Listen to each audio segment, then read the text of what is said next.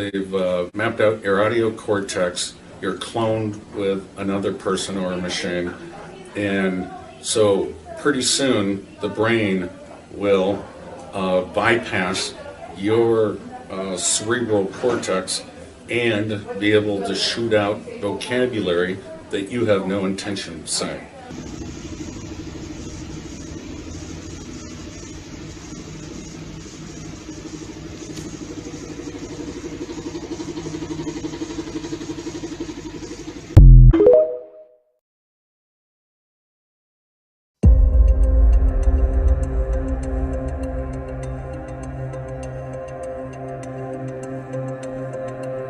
Victims describe directed energy, microwaves, radio frequencies, or pulsed electromagnetic fields deployed with surgical precision.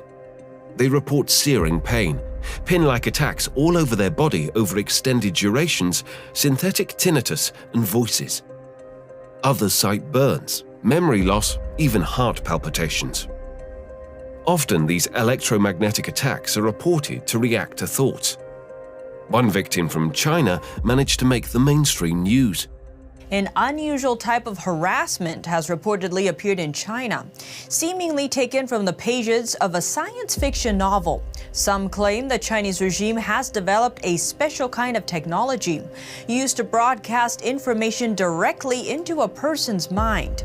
Known as electronic harassment, it's allegedly used to silence those who dare to speak out. Wang Haibang says he's been suffering from what he calls electronic harassment for 12 years. He explained that it all started after he filed a corruption report in 2008. It was against then police chief of the Wuning County Public Security Bureau inside Jiangxi province.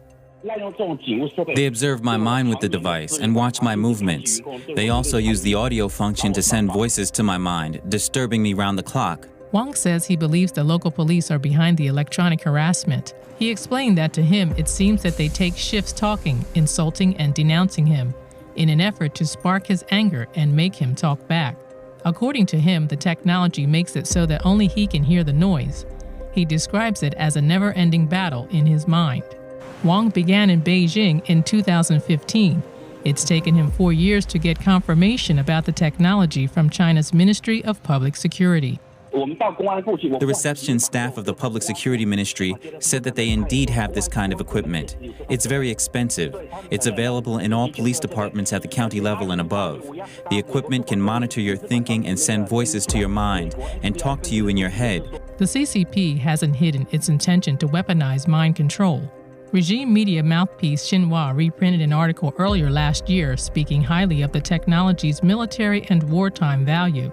The article says the purpose of mind control weapons is not the destruction of an enemy's flesh, but of his will. It also says the new technology doesn't require a chip implanted in the human brain. Instead, electromagnetic waves, light, sound waves, smells, among other things, can be used. Reporting by Xu Wanhui, NTD News. Forms of torture are prohibited by international human rights law, so any form of torture that was enabled by neurotechnology devices, we know would also be prohibited. Our team strongly believes that any form of non-consensual reading of your thoughts and using them against you would be a violation so invasive and so distressing that it could constitute inhumane and degrading treatment under international human rights law. The UN Human Rights Council has formally flagged this. So in their most recent reports, the advisory committee made it very clear that use of neurotech for torture is a violation of human rights. So that would be quite a serious crime.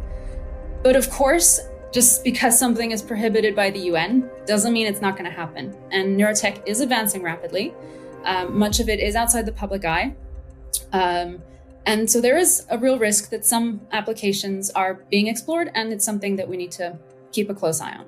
Targeted individuals aren't asking for belief, they're demanding action. The question isn't if they're real, it's who's next. And it could be everyone. Voice to Skull, the Department of Defense employees, where they like to use the term like hearing peculiar sounds. That's the cover hearing voices in your head. And then you're crazy, right? Right. So nobody wants to say these things because it sounds terrible. But if this technology is being applied to all of us in mass, consider it. At some point, we need to have some very serious conversations about what the capabilities of modern technology are and the implications.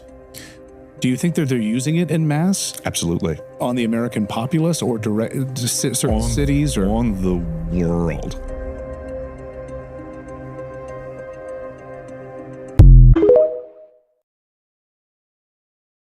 So what they've done is, through the injection, they put nanobots in the form of graphene oxide and hydrogel into your bodies, and you literally, as these interface with the brain cells, this causes you to become a receptor, a receiver, and a transmitter of signals. And these can be picked up externally, and externally you can be manipulated. This is what DARPA has done, the Defense Advanced Research Project Agency of the Defense Department. They're working on mind control of soldiers by implanting them with graphene oxide. This is well documented in the scientific journals, and there's companies that, like in-brain neuroelectronics, which uses graphene oxide to interface with the brain to create a receptor and a transmitter to be able to control people's behavior. That's where we're going. That's transhumanism.